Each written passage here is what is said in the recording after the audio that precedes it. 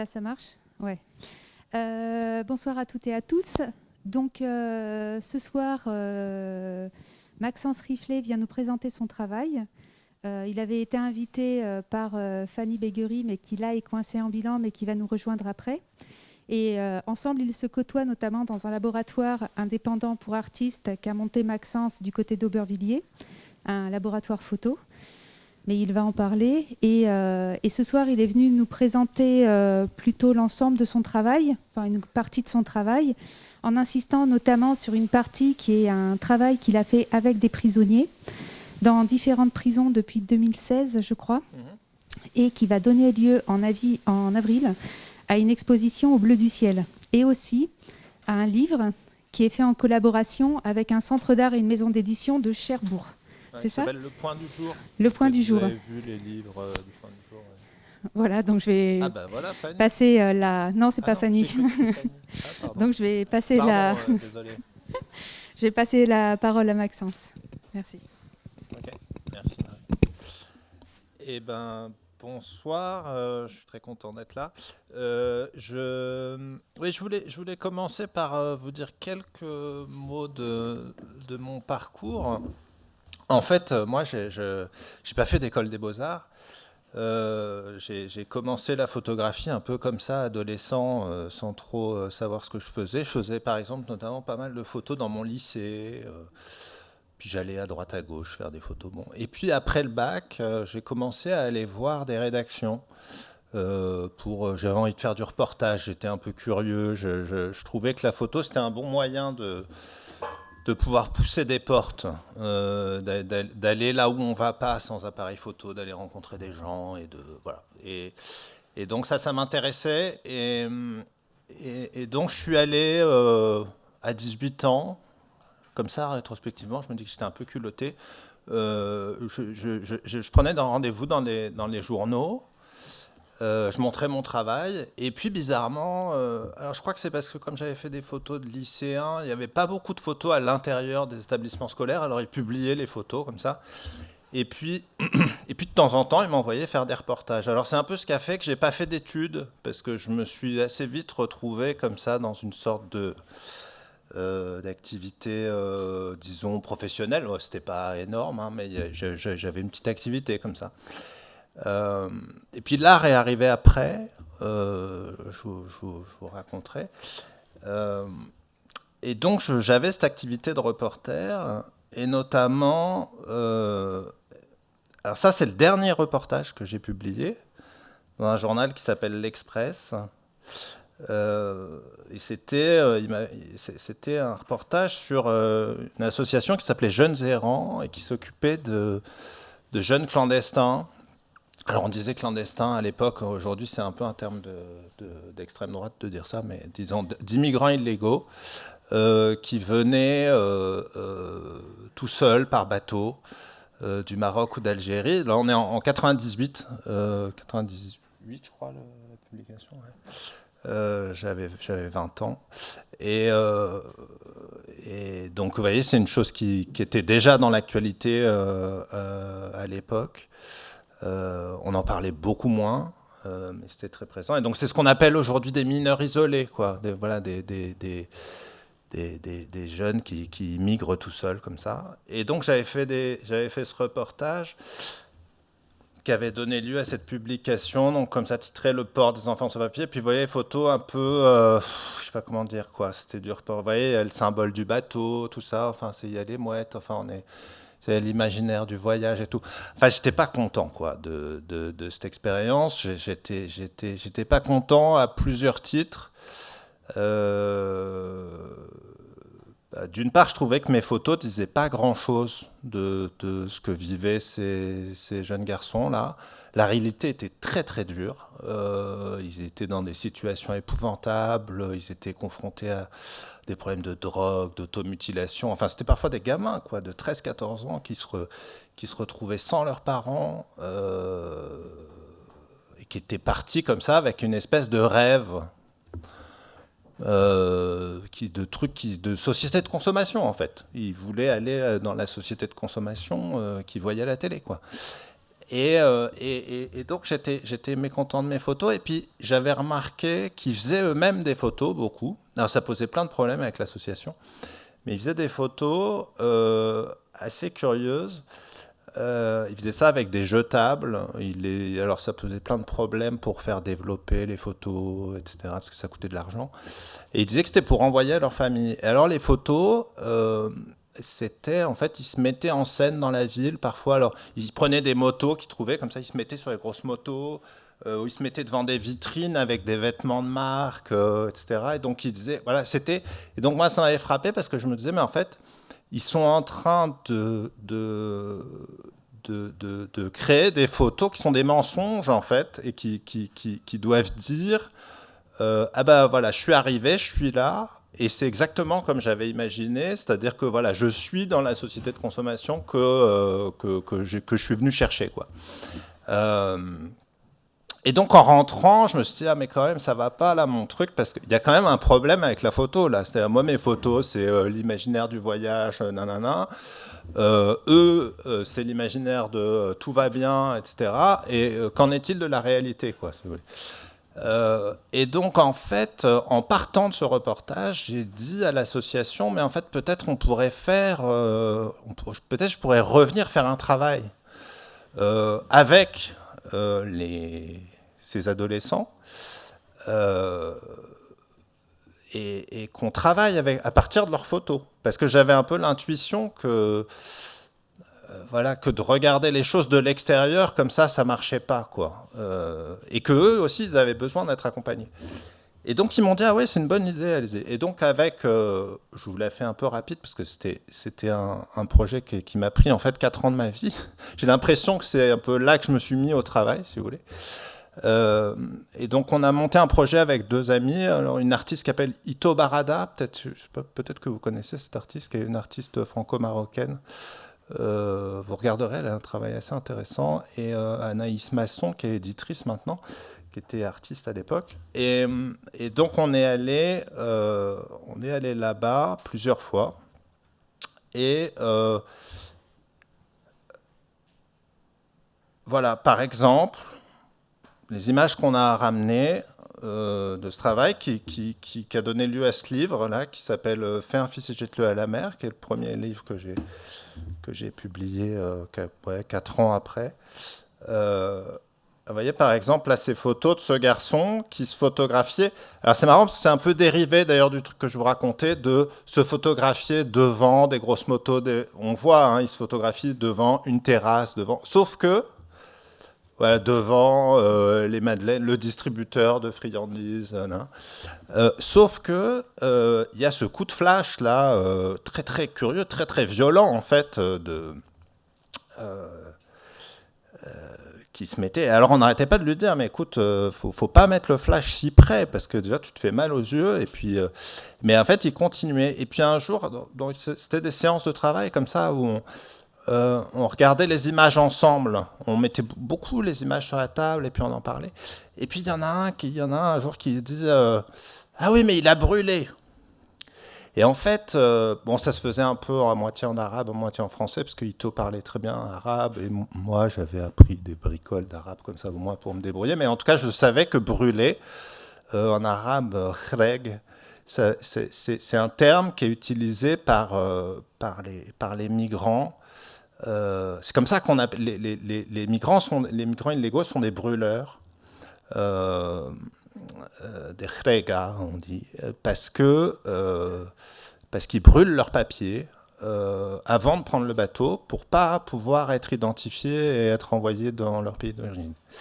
Et du coup, tout d'un coup, en fait, si vous voulez, ces images ont pris un sens absolument extraordinaire, quoi.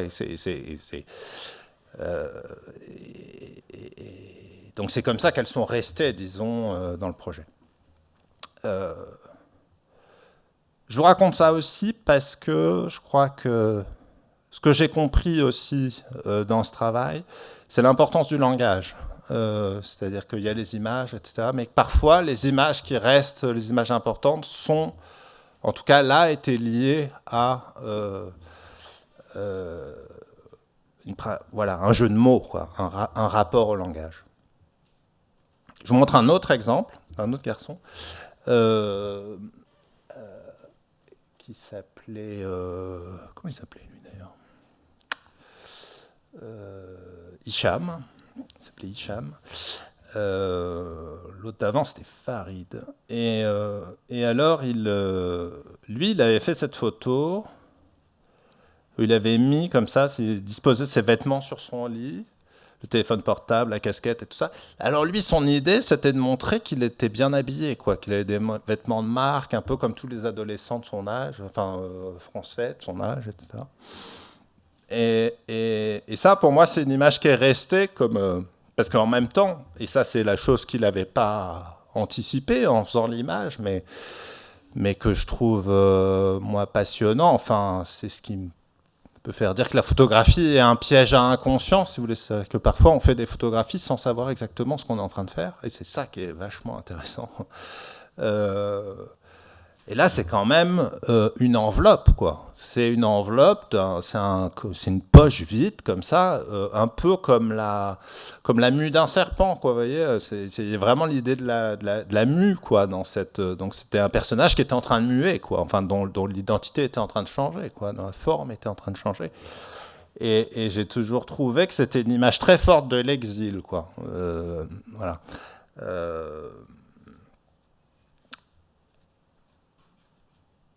Et puis bon, ça m'a toujours fait marrer de penser que le garçon était en petite culotte là, en train de faire ses photos dans sa chambre d'hôtel. Mais ça, c'est autre chose. Mais c'est aussi du hors-champ qui existe aussi dans une image comme ça. Bon. Voilà. Alors en tout cas, bon, je vous en dis pas plus de ce travail. D'ailleurs, le livre, je pourrais le laisser à la bibliothèque. C'est un petit livre, mais que j'aime bien parce que bon, on a aussi fait l'effort de raconter. Il y a des photos, etc. Mais on a beaucoup raconté tout ce qui s'est passé pendant cette expérience. Et en fait, pour moi, ce moment-là, ce travail, ça a été vraiment le moment où je me suis mis au travail, quoi. Est-ce que c'était de l'art, est-ce que ça n'en était pas? Je ne me posais pas vraiment la question.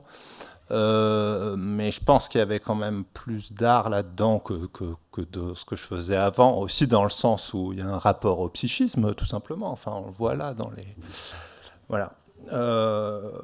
Et puis après, bon, bah, je ne vais pas vous raconter ma vie, mais pas toute ma vie, mais j'ai notamment participé, sans être inscrit à l'École des Beaux-Arts de Paris, au séminaire de Jean-François Chevrier, qui est un historien d'art, qui était enseignant à l'école et qui avait monté un séminaire sur les relations entre art et politique. Et donc, moi, c'était la question qui m'intéressait, en fait. Comment traiter de situations qui portent des enjeux sociaux et politiques. En tout cas, ce que j'ai gardé de cette expérience, c'est l'idée qu'en travaillant avec d'autres, pas seulement sur les autres, comme je le faisais à la manière du reportage, que ça produisait autant, si ce n'est plus d'informations que le reportage, et que ça produisait aussi des formes. Et ça, ça m'a énormément intéressé, et ça continue à beaucoup m'intéresser. Alors, peut-être pour dialectiser un tout petit peu le truc, pour vous dire aussi qu'il ne s'agit pas forcément de montrer, de travailler toujours aussi frontalement avec, c'est-à-dire en faisant faire. Ah là, il y a une bonne blague.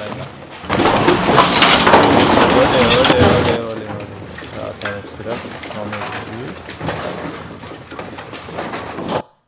Quitter VLC. Pardon. Oui, je vous disais, travailler avec les gens, c'est pas forcément leur donner un appareil photo, que parfois ça peut se faire dans un échange tout en assumant soi-même le rôle de producteur des images.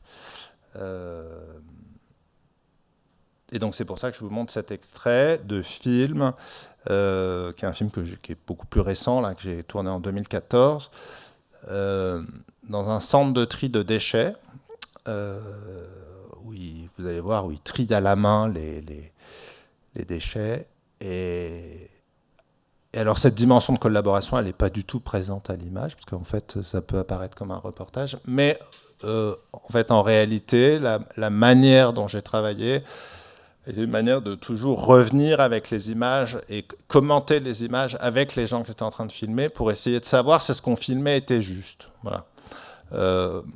Et notamment tout le processus du film, ça a été de trouver l'endroit où mettre la caméra, c'est-à-dire que là vous verrez que tout est filmé en fait d'un même endroit, qui fait que on est comme ça très près des corps, mais qui était un peu l'endroit où je pouvais pas aller quand j'ai commencé à travailler, parce que justement j'étais trop près, qu'il fallait, pour pouvoir filmer comme ça, que la relation avec les gens se mette en place.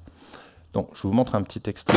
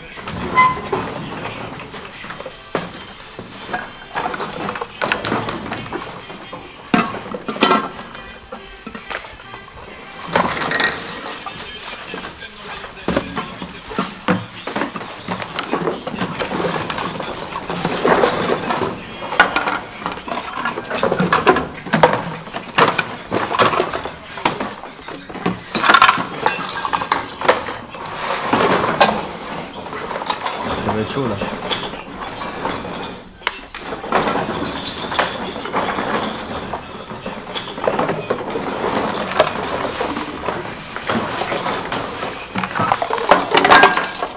Oh non mais là ça va être chaud là.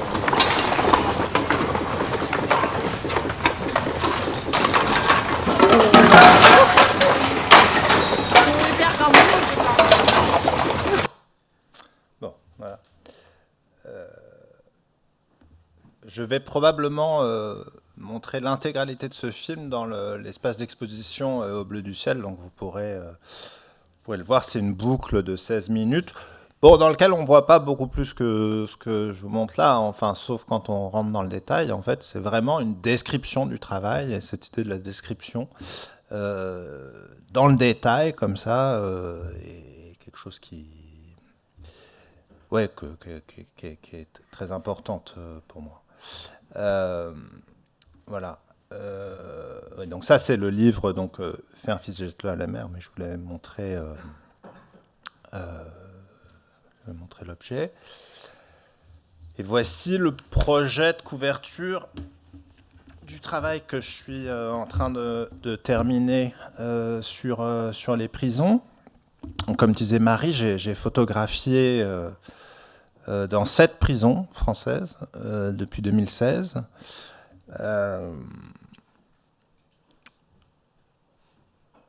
Et donc le livre s'appelle Nos prisons. Bon, je ne commente pas pour l'instant, vous aurez peut-être des questions sur ce titre un peu curieux.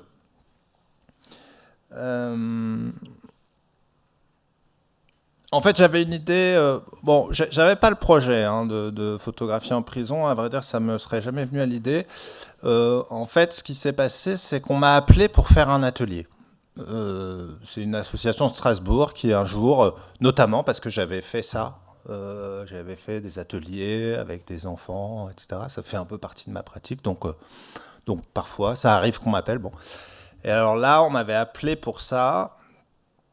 Et ben j'étais vachement emmerdé en fait, parce que je me suis dit, mais comment faire pour photographier dans une telle situation, quoi. Pour moi, vraiment, photographier en prison, c'était la pire des situations possibles, pour plein de raisons. La première, c'était que j'avais vu plein de photos de prison, parce que c'est un genre, des photos de prison, il y en a quand même beaucoup, il y a eu quand même beaucoup de reportages en prison, et d'ailleurs souvent, ça j'ai compris ça après, souvent ce que font les photographes, c'est qu'ils cherchent à montrer la prison. L'idée que, ah oui, on va montrer, souvent d'ailleurs les photographes disent qu'ils font un travail sur l'enfermement. Voilà. Donc on va montrer avec la photo que les personnes sont enfermées. Et en fait, si vous regardez, ça produit tout le temps les mêmes images. Alors ça c'était un peu un problème et je me suis dit mais en fait comment est-ce que moi je vais faire pour pas faire les mêmes images, parce qu'en fait c'est que la prison qui est comme ça, il n'y a pas de raison que moi je fasse pas la même chose que tout ce que j'ai vu, quoi. Alors, ça c'était un peu le premier problème.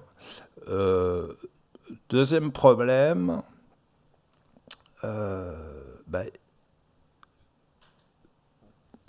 situation, quoi, délirante entre surveillé et surveillant. Comme il n'y a pas plus inégal comme échange de regard que la relation surveillé-surveillant. Et donc, surveillé-surveillant. Et puis nous, on se retrouve au milieu comme ça, dans un atelier de pratique artistique à destination des prisonniers, qui fait partie de leur parcours de réinsertion, c'est-à-dire qui est pris, vous voyez, c'est des ateliers qui sont financés par un dispositif qui s'appelle Culture Justice, c'est un partenariat entre le ministère de la Justice et le ministère de la Culture, et l'idée c'est que ça va aider les prisonniers dans leur parcours d'insertion. Et donc s'ils font bien l'atelier, etc., ils peuvent même avoir des remises de peine, etc. C'est un rôle, faut avoir envie, je veux dire, de se mettre dans cette situation-là. Moi, je n'avais pas trop envie, parce que aussi, alors qu'est-ce que ça veut dire aussi, si ça se passe mal, est-ce que ça veut dire que le gars ou la nana va avoir un problème dans son parcours? Donc ça me faisait assez peur. Et puis du coup, j'avais l'intuition, si vous voulez, que je serais à la fois en fait surveillé et surveillant. Surveillé parce que en fait les règles pour photographier en prison, quand on vous les énonce au départ, sont absolument restrictives au maximum, c'est-à-dire pas photographier de dispositif de sécurité, pas photographier de visage. Ah oui, il reste plus grand-chose, parce que un mur, d'ailleurs je m'en suis vachement amusé avec les surveillants qui devaient contrôler les images, parce qu'un mur, une grille, une porte, tout ça, c'est des dispositifs de sécurité. Or, une prison, c'est quoi? Des murs, des portes, des couloirs, des barreaux, quoi, si vous voulez. Bon. Et puis, pas de visage.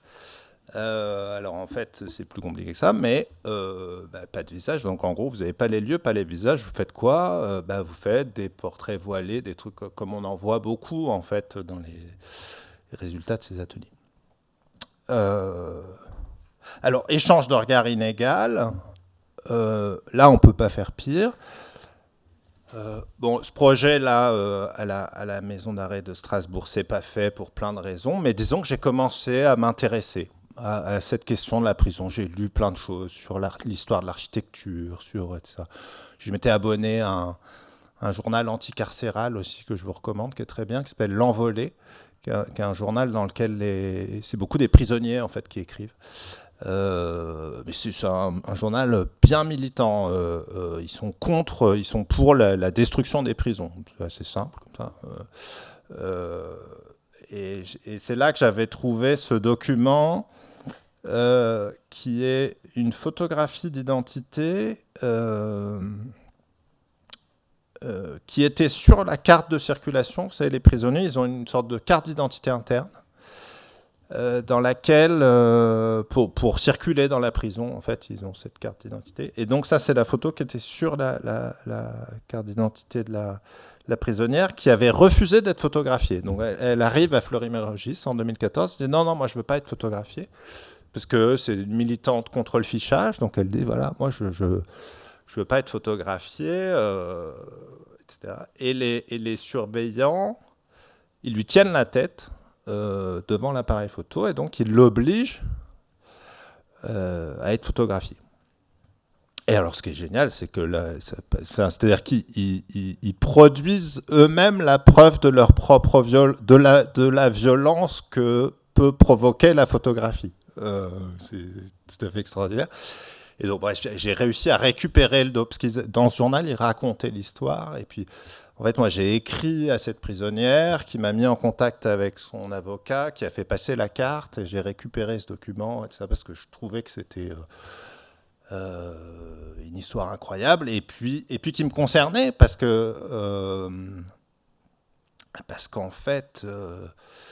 si vous voulez, en fait, cette photo, elle a été sur le mur de mon atelier pendant tout ce travail. Elle y est toujours, d'ailleurs.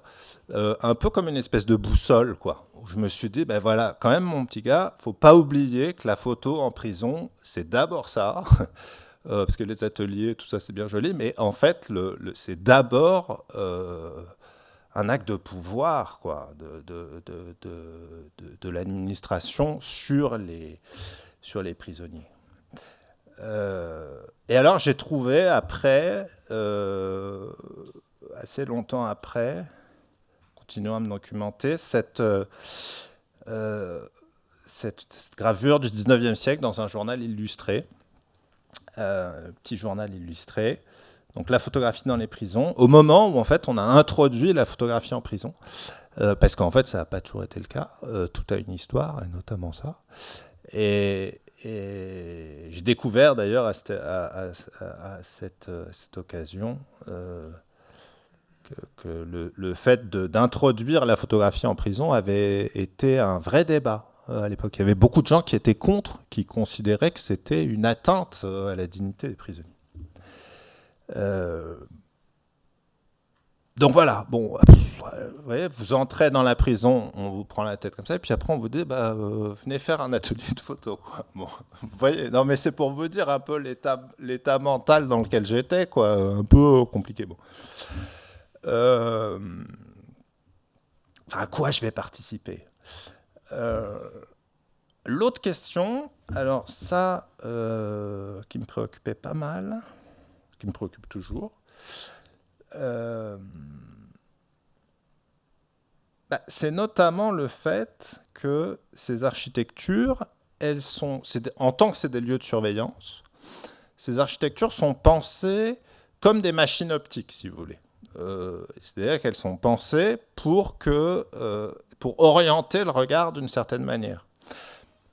En fait, quand j'avais visité la Maison Arrêt de Strasbourg, ça m'avait intéressé parce que notamment toutes les fenêtres étaient orientées dans la même direction pour qu'il n'y ait pas de vis-à-vis. Voilà, des choses comme ça. Je me disais, et donc je me disais, waouh, c'est aussi un lieu donc qui contraint les corps, mais qui contraint aussi les regards, quoi. Alors là, je vous montre un truc très caractéristique, enfin non, assez rare en réalité, mais caractéristique de la question. Donc c'est deux photos que j'ai faites. Après, du centre de détention de Caen, qui a été conçu au milieu du 19e siècle par un architecte qui s'appelait Harou Romain. Et donc là, c'est deux photos en champ contre champ. Donc la photo de droite a été faite depuis le point de vue de gauche, etc. Ouais. Où on voit en fait au milieu, là, la cabine du surveillant, qui voit l'entrée de toutes les cellules, qui sont assez bizarrement placées en fait dans l'espace, c'est-à-dire en pan coupé comme ça, avec ce pan coupé qui fait qu'elles sont toutes orientées vers la cabine du surveillant et aussi vers l'hôtel au-dessus, parce qu'en fait l'idée de cette architecture, c'était que les prisonniers pouvaient se mettre sur le seuil de leur cellule. Vous verrez tous l'autel, avec le prêtre qui pourrait faire son sermon, sans voir les autres prisonniers.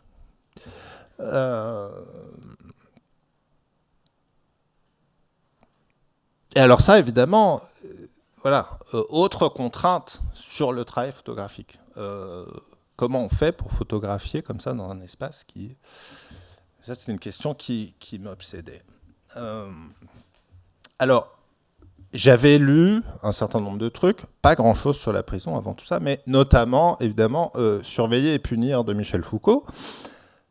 Alors ça, c'est une gravure de l'architecte de l'image d'avant, qui est publiée dans Surveiller et punir. Et lui, il avait fait un autre projet d'architecture qu'il n'a jamais réalisé, un projet de prison circulaire, comme ça, avec une cabine de surveillance centrale et les cellules qui se disposent tout autour, et qui est en fait très inspiré du fameux panopticon de Bentham, donc Jeremy Bentham, qui était un philosophe utilitariste anglais, qui a fait un projet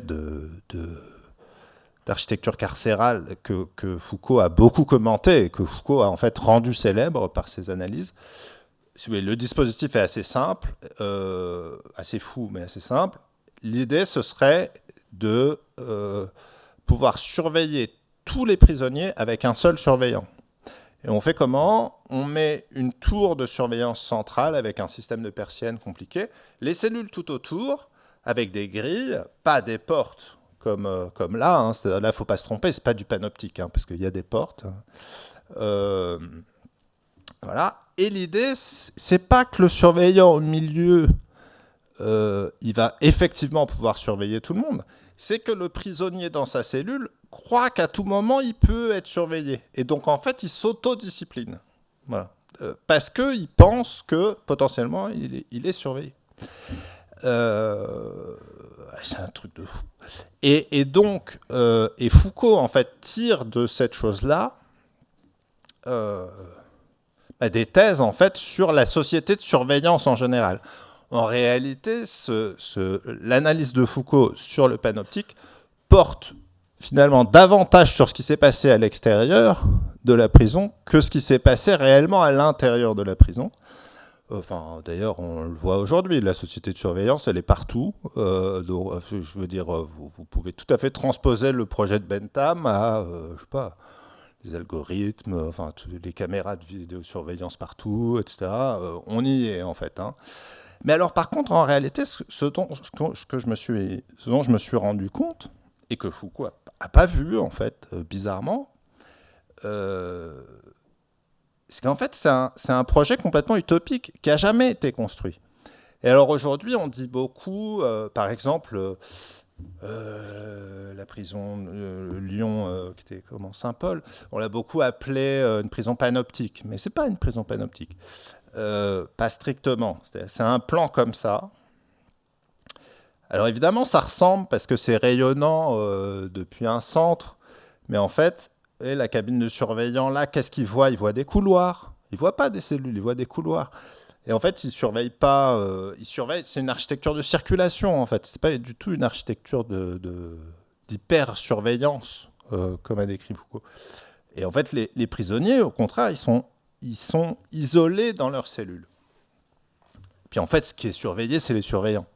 En fait, l'idée, c'est de pouvoir surveiller les allées et venues des surveillants. C'est un gradé qui est au milieu et qui surveille les surveillants.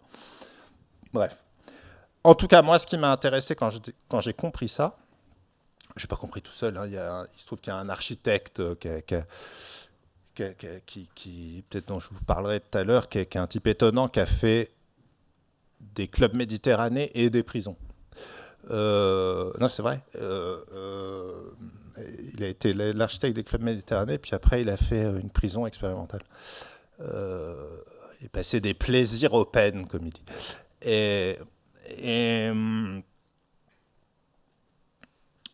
Oui, non, donc lui, il a écrit des textes, il s'appelle Christian de Monchy, et il a écrit des textes tout à fait intéressants sur ça.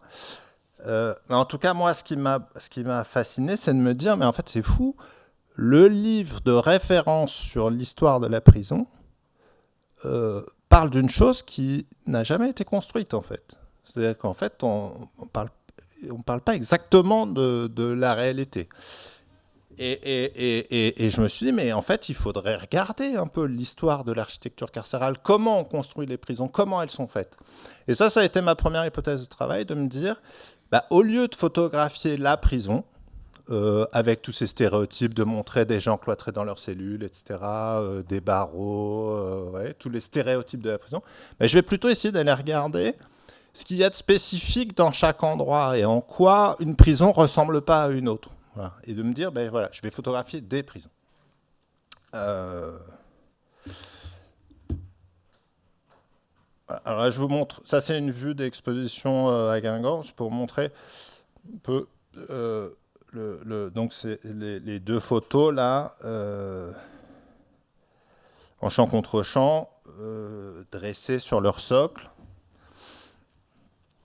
Je vous parlerai de ça un petit peu après, mais disons qu'il y a dans mon travail à la fois une dimension d'enquête, de terrain, etc. Et ensuite tout un travail d'atelier dans lequel j'essaie de trouver des formes à partir, disons, de ce qui constitue une sorte de fond d'archives d'images, dont je trouve des formes à partir de processus expérimentaux, mais qui sont aussi souvent très liés à essayer de trouver la forme juste des images. Et là, en l'occurrence, c'est voilà, le face-à-face en fait, entre ce champ contre champ, comment rendre compte de ce champ contre champ dans l'espace d'exposition. Bon, c'est un objet et une photographie n'en rendra jamais compte comme il faudrait. Et puis bon, au dos, là, vous voyez, ces rayogrammes, un petit peu curieux. Je vais vous raconter une histoire pour vous parler de mon problème le plus fondamental avec tout ça. En fait, j'ai l'impression que dans ce travail, j'ai fait que de traiter de problèmes que j'ai avec la photographie. Mais bon, que je résous dans les formes, que je ne résous pas théoriquement. Mais, tu vois, j'ai l'impression de me débattre en fait avec la photographie. Alors, dans une prison de haute sécurité qui s'appelle la Maison Centrale de Condé-sur-Sarthe, il y a un homme, Paul, qui vient me voir et qui me dit « Viens voir dans ma cellule, je vais te montrer les miroirs, parce que les miroirs, vous voyez, c'est pas des vrais miroirs, c'est une punition, ils nous refusent même notre image, etc. » Et puis il me dit aussi, déjà il me dit tu peux rentrer dans ma cellule, moi je vais pas, je connais, ça m'intéresse pas, vas-y fais tes photos, etc. Et puis il me dit une chose étonnante, il me dit écoute, tu peux photographier ma cellule comme tu veux, pas de problème. Moi, tu peux me photographier, j'ai pas de problème non plus. Par contre, je veux pas être photographié dans ma cellule. Et alors moi, j'ai trouvé cette phrase extraordinaire, quoi. Parce que, qu'est-ce que ça veut dire ? Ça veut dire qu'il ne veut pas être enfermé deux fois par les bords du cadre et par les murs de la cellule. Et en fait, il touchait, je trouve, à une chose absolument essentielle, qui est l'analogie entre cadré et enfermé, qui est quand même un autre problème, quoi. Quand on va faire des photographies en prison, il faut quand même se rendre compte, c'est quand même difficile d'aller en prison et de se dire je vais faire une photo bien cadrée, où il n'y a rien qui dépasse. C'est-à-dire l'exigence de composition qu'on a quand on fait des images, etc. Bon, moi, l'idée que cadrer, c'est enfermer, à vrai dire, je n'ai pas besoin de la prison pour le ressentir quand je fais des photos, je le sens aussi à l'extérieur. Mais enfin, quand on est en prison, c'est carrément un gros problème, quoi.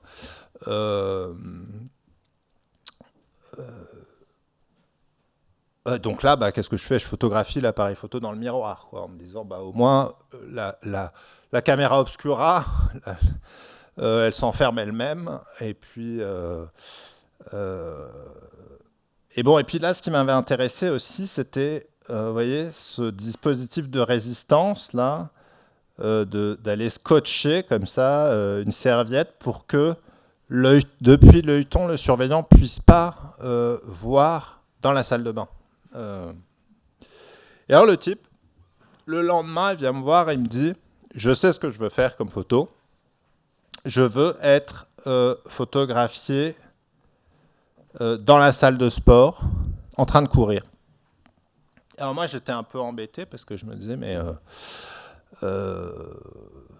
qu'est-ce que je vais faire là ? Aller photographier un mec en train de courir sur un tapis de course, etc. Et en même temps, je me disais, voilà, c'était un peu mon principe. Je me disais, bon, je vais me laisser faire, quoi. Le type me demande un truc, je le fais, quoi.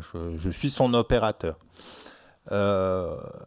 Et c'est en fait à travers l'écriture et à travers... donc après, je les ai manipulées comme ça, les images. Je me suis dit, mais en fait, c'est assez clair ce qu'il me dit. Il me dit, voilà, moi, je ne veux pas être mis en boîte. je refuse la prison, je refuse d'être enfermé comme ça. Moi, je veux être montré en mouvement, quoi. Je suis en mouvement, etc. Voilà. Et donc, je me retrouve avec ces images. Et donc, voilà finalement l'objet que j'ai réalisé dans mon atelier. C'est un objet qui fait 1 mètre, ça fait 1,15 m de haut, quoi, pour donner l'échelle un peu. C'est-à-dire qu'évidemment, quand je me retrouve avec ces images, je me dis, mais il faut que je trouve une alternative à l'encadrement, parce que c'est bien joli de se poser la question du cadre et ça, mais il y a aussi la question de l'objet à la fin, quoi. Bon, alors voilà, donc ça, c'est pour ça ce que je vous disais, ces problèmes éthiques, disons, et artistiques produisent des formes aussi à un moment, et en fait, je me suis appuyé dessus pour produire des formes. Alors, vous voyez, ah oui, je voulais, comme je me disais, c'était sympa de vous montrer un peu d'où viennent les formes. Donc, je décortique un peu là disons le processus d'expérimentation. Donc, ça, c'est les photos assez banales que je fais dans la salle de sport. Et puis après, voilà, bon, je fais plein de montages différents. Et puis, je me suis rendu compte que c'était intéressant, en fait, quand je prenais comme point fixe le visage et que tout tourne autour, vous voyez, qu'on garde quand même le visage, puisqu'il en était d'accord, et que disons, l'environnement et son corps tournent autour de son visage. Et puis après, en fait, cet objet arrive comme ça, en fait, dans des expérimentations d'atelier avec des bouts de carton, des morceaux d'alu qui sont là, où je pose les choses sur l'aluminium et j'observe. C'est juste pour, je vous montre ça juste pour dire que voilà, un objet comme ça, je le conçois, je le sors pas de ma tête comme ça. Tiens, je vais faire un bloc blanc avec un morceau d'aluminium, avec l'image qui sera collée à gauche, à tête, centimètre, etc. Tout ça s'expérimente, bien entendu. Et évidemment aussi, c'est ce que signalait Marie, le fait de créer, d'avoir un outil de production, un laboratoire notamment, pour réaliser les photographies est absolument essentiel pour avoir des outils, surtout pour moi qui n'ai jamais fait d'école, notamment pour me former, etc. C'est très important de créer cette... voilà. Voilà, alors en fait, une des choses que je me suis dite, et là je vous montre la première tentative de photo que j'ai faite en prison, à la maison, dans une cour de promenade de la maison d'arrêt de Cherbourg. Alors, j'avais amené des miroirs. Je me suis dit, tiens, les miroirs, peut-être ça pourrait être utile. Alors, c'était des miroirs en plastique, comme ça. Je me suis dit, ça permet à la fois de faire des gestes, et en même temps, le miroir, c'est un espace intéressant parce que ça reflète la réalité, mais en même temps, c'est un espace autre. Vous voyez, c'est pas le réel, mais ça renvoie au réel, etc. Et là, je me suis dit, tiens, peut-être on pourrait à la fois réussir à décrire tout en transformant l'espace, quoi. Alors pour moi, c'est une image qui est très réussie, par exemple, celle-là, parce que à la fois, je trouve qu'elle décrit très bien l'espace et en même temps, elle le transforme complètement, quoi, avec ce rayon de lumière.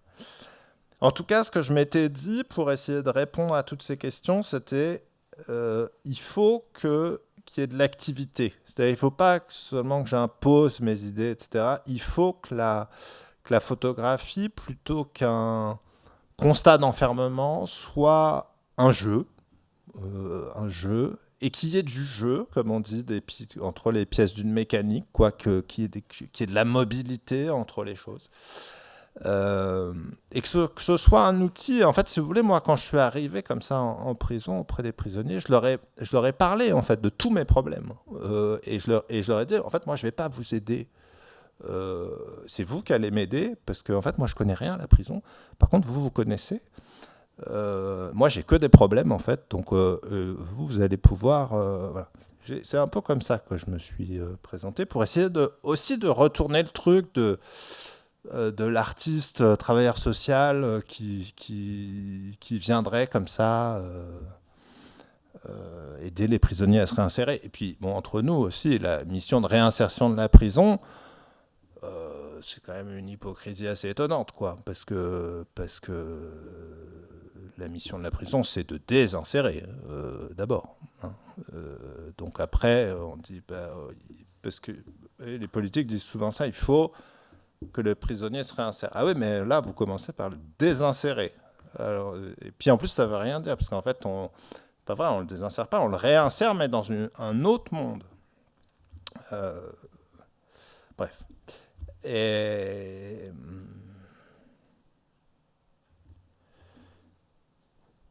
donc là, il y a un mélange d'images faites par moi, faites par des prisonniers. Et donc, je me suis dit aussi, voilà, l'idée, c'était finalement, si vous voulez, je suis passé de photographier la prison à photographier des prisons, donc documenter des architectures. Donc là, vous voyez, voilà, une cour de promenade avec un type d'architecture particulier, le dispositif que je vous montrais, etc. Qu'est-ce que c'est que de photographier en prison? Et qu'en fait, à un moment, je me suis dit, mais en fait, mon sujet, c'est ce que je suis en train de faire. C'est-à-dire, qu'est-ce qui m'arrive quand je suis en train de photographier en prison avec des gens? Quelles sont les situations auxquelles je suis confronté? Voilà, ce type qui m'emmène dans sa cellule, qui veut me montrer qu'il se photographie sur son tapis de course, etc. Et en fait, voilà, c'est comme ça que j'ai transformé, d'une certaine manière, pour moi, une manière en tout cas une méthode. J'ai transformé la méthode de représentation des prisons.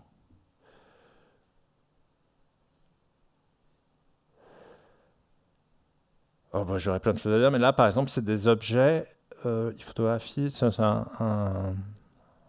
une des personnes avec qui j'ai travaillé qui a photographié les objets là dans le filet au-dessus de la cour de promenade, qui sont des objets qui en contiennent d'autres, en fait, souvent un téléphone portable, une chose comme ça, qui sont lancés depuis la ville par-dessus le mur et que les prisonniers doivent essayer de récupérer. Voilà, alors effectivement, quand on se dit, tiens, on va qu'est-ce que c'est que de photographier en prison? C'est notamment s'exposer à la censure. Alors malheureusement, j'en ai pas eu beaucoup de la censure, mais j'en ai eu un petit peu, et pour des raisons assez ridicules, là d'ailleurs. C'est-à-dire que là, c'était des prisonniers qui voulaient faire alors, ils avaient une idée un peu naïve en tête, comme ça, ils voulaient faire une photo de la liberté, une grande allégorie de la liberté, ça avait en tête. C'était de faire une photo d'un type qui envoie la balle, un ballon de foot par-dessus le mur d'enceinte. Mais moi, comme d'habitude, même si je trouvais ça un peu illustratif, je les aide à le faire et on essaie de le faire bien et tout ça. Et puis le surveillant qui devait vérifier les photos, il a dit non, mais il ne faut pas qu'on voit le mur. Il ne faut pas qu'on voit le mur parce que c'est un dispositif de sécurité. Alors qu'à plein d'autres endroits, en fait, alors ce qui ça m'avait été totalement permis en réalité. Et ce qui m'a beaucoup intéressé là-dedans, et c'est notamment ce genre de choses aussi que je raconte dans le livre, parce que dans le livre il y aura beaucoup de textes, des récits très simples.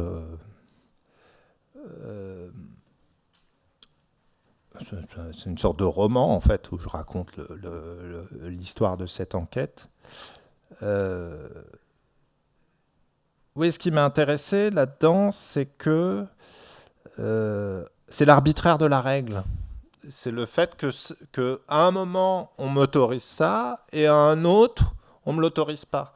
Et en fait, ça met la photographie exactement dans la même situation que les prisonniers, qui sont soumis en fait à l'arbitraire du surveillant auquel ils ont affaire, si vous voulez.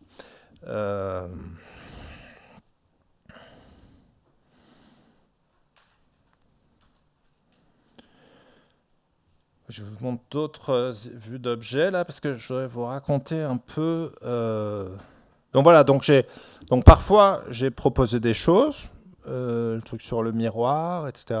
Et puis à d'autres moments, je me suis complètement laissé faire. Alors là, par exemple, avec cet homme qui s'appelle Julien. Alors Julien H, je mets Julien H parce que j'ai pas le droit de mettre son nom de famille, mais enfin pour moi c'est un détail important, c'est-à-dire que je mets pas juste Julien parce que je trouve que les gens, c'est pas parce qu'ils sont prisonniers ou même anonymes, etc., qui sont pas de nom de famille. Mais voilà, donc mettre le H, c'est signifier que il a bien un nom de famille, que j'ai pas le droit de le mettre, donc je mets H point, une manière de le censurer. Et alors lui, il était étonnant. Il m'avait donné rendez-vous dans une cour de promenade. Il arrive habillé comme ça, costard. C'est assez rare, en prison. Costard. Et puis et donc il se met à poser comme ça. Moi, je fais rien. Hein. Je comprends rien d'ailleurs, en fait, pour tout vous dire. Donc il a la pomme.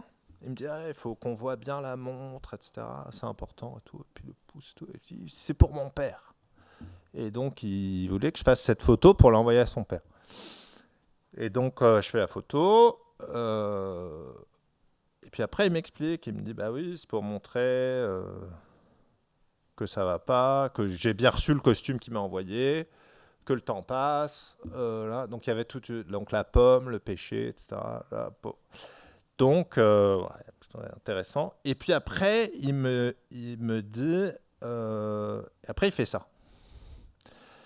Et il installe 2 chaises, comme ça. Il met une pomme sur... vous voyez bien, ouais ça. Il met une pomme sur une chaise, une pomme de terre sur l'autre, et puis il se met devant, comme ça, et il se met la poubelle sur la tête, et puis il prend cette position, comme ça. Alors là, moi, je suis perdu complètement. Et il me dit juste, c'est le deuxième procès. C'est le deuxième procès. Voilà. Et alors après, donc je suis revenu avec les images, j'ai fait le tirage pour donner à son père, etc. Et puis je lui ai demandé aussi, je lui ai dit, mais attends, parce que ça c'est important avec cette image-là. Le type Julien me dit, c'est une image pour mon père. Alors évidemment, je lui dis, mais je peux l'utiliser ou on fait comment en fait ? Est-ce que c'est juste une photo pour ton père ou est-ce que c'est une photo qui vaut éventuellement pour d'autres, etc. Donc ça a donné lieu à pas mal d'échanges, mais je trouve que c'est fragile ces situations-là. Il faut faire attention en fait. On peut pas faire n'importe quoi. Et là, il me dit, ben voilà, ça c'est le deuxième procès, c'est-à-dire quand on arrive en prison, il y a tous les autres prisonniers qui te demandent ce que tu as fait, pourquoi tu es là, en fait, tu as fait quoi. Et donc c'est le deuxième procès, c'est le jugement des prisonniers sur les autres prisonniers. Et alors, il m'explique la pomme et la pomme de terre, parce qu'il y a 2 types de prisonniers. Il y a les pommes et les pommes de terre. C'est-à-dire, il y a les bons prisonniers, les vrais voyous, quoi. Et puis les sales types, quoi. Les pommes de terre, quoi. C'est donc la pomme en l'air et la pomme en terre. Ah, ça m'a... Bon.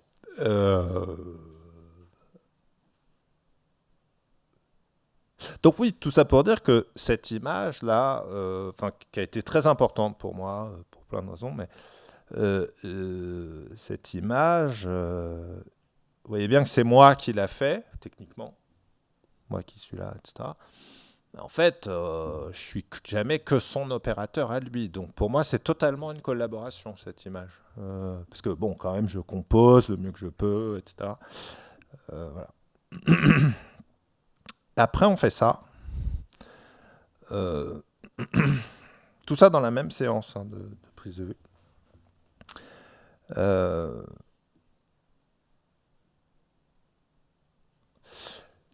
Et en fait, là, c'est presque une collaboration à 3, parce qu'en fait, j'avais déjà fait quelque chose comme ça avec un autre prisonnier, qui est le prisonnier qui cultive ce jardin-là, qui m'avait beaucoup parlé du jardin et du temps du jardin. Il me disait, oui, il m'a dit une phrase très belle, il m'a dit, avec le jardin, tu retrouves l'imagination du temps. Parce que, en fait, comme moi je suis en prison pendant longtemps, en fait, je perds la notion du temps. Et donc, le jardin, c'est les saisons, et tu es obligé de planter les choses à certains moments, etc. Et respecter les saisons, sinon tes trucs poussent pas, quoi. Et puis, on avait regardé un peu la bande de terre, là, comme ça. Et puis, il m'a dit, mais tu vois, là, ce cercle-là, c'est bizarre, c'est de la part de l'architecte, c'est une manière d'arrondir les angles. Elle avait dit, mais tu vois, quand tu vois les angles, ces angles-là, ils sont terribles, quoi. Bon. Et donc, on avait eu l'idée, par rapport à la question du temps, au temps cyclique du jardin, etc., de le faire tourner, en fait, autour, qui est aussi un peu un poncif, comme ça, du prisonnier qui tourne, quoi. Et puis, j'avais dû lui dire, comme un mouvement perpétuel, quoi. Qu'est-ce que j'avais pas dit? Alors, ça l'avait fait bondir, quoi, l'idée de la perpétuité, évidemment. Le mouvement perpétuel et la perpétuité, c'était impossible. Et donc, il avait voulu sortir du cercle, comme ça. Et puis, en fait, il voulait pas être représenté, etc. Et en fait, ce qui s'est passé, c'est que Julien avait vu ça, qui était un peu difficile, parce que, si vous voulez, j'avais parmi mes principes éthiques, disons, je voulais pas censurer les visages. Je voulais pas censurer les visages, donc je préférais ne pas photographier quelqu'un plutôt que de montrer qu'on ne doit pas le montrer. Voilà. Et donc là, je trouvais que c'était une manière trop significative de faire ça. Et donc il m'a dit, ben voilà, on va le refaire.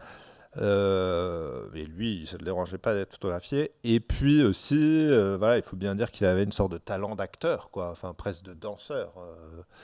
Ouais. Donc voilà l'objet. Ça, c'est une image qui fait 1,50 m par 1,80 m et qui est sur un bloc blanc, un grand bloc blanc.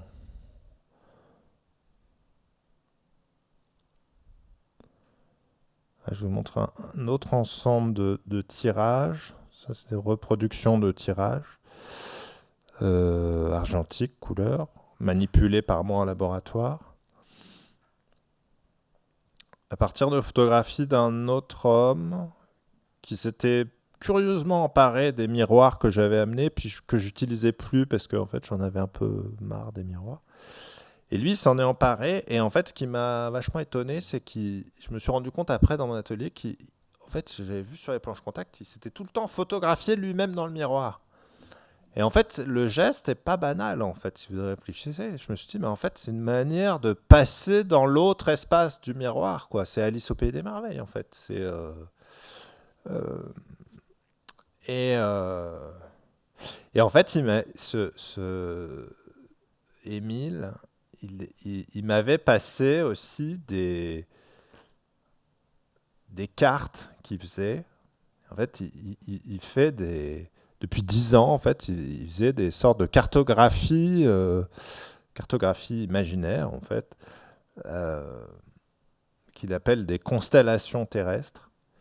C'est-à-dire qu'il repère dans le tracé du relief ou des cours d'eau, etc., ou des côtes, des formes animales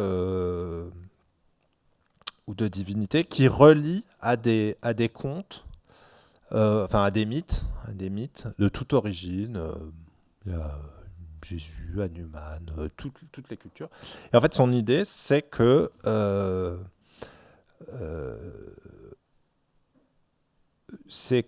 tous les mythes humains sont inscrits dans la géographie de la Terre, avant même d'avoir été écrits. C'est une idée assez belle, hein, assez folle, mais assez belle. Et enfin assez poétique. Et d'ailleurs, moi, c'est ce que je lui disais. Je lui disais, mais t'es un artiste en fait. Voilà. Et alors ça, il n'était pas du tout content de ça, parce que pour lui, c'était un travail scientifique. D'après lui, il avait fait une découverte scientifique, c'est-à-dire qu'il retrouvait, mais je vois bien. Ouais, ça me fascinait beaucoup de m'imaginer ce type depuis 10 ans dans sa cellule en train de regarder des atlas de géographie. Vous voyez, l'évasion imaginaire complète, quoi. Et alors, ça m'a beaucoup intéressé parce que moi, quand j'avais commencé le travail, évidemment, on dit art et prison. Vous voyez, intervenant artistique en prison. On va leur amener un peu d'évasion imaginaire. Ouais. Moi, ça, je pouvais pas me mettre dans cette position-là parce que je trouvais que c'était pas mon boulot, quoi. Enfin, et puis que l'évasion imaginaire, ça se commande pas, en plus, je crois. Mais en tout cas, ce qui m'a fasciné, c'est de voir chez cet homme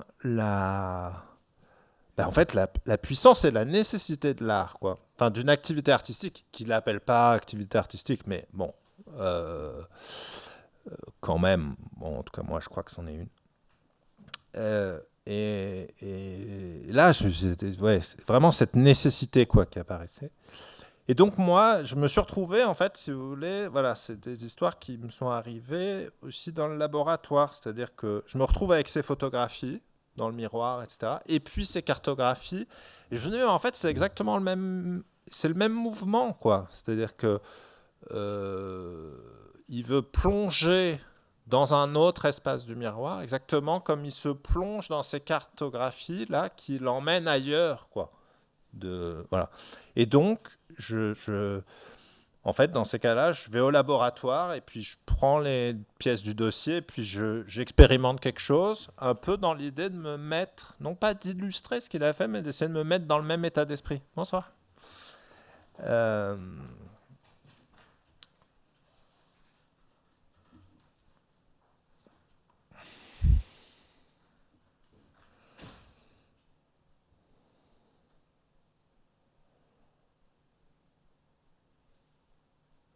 Ah oui, alors ça, je peux vous raconter cette histoire-là aussi. Quand je suis rentré la première fois dans cette pièce, qu'on voit au milieu de ce grand montage photographique,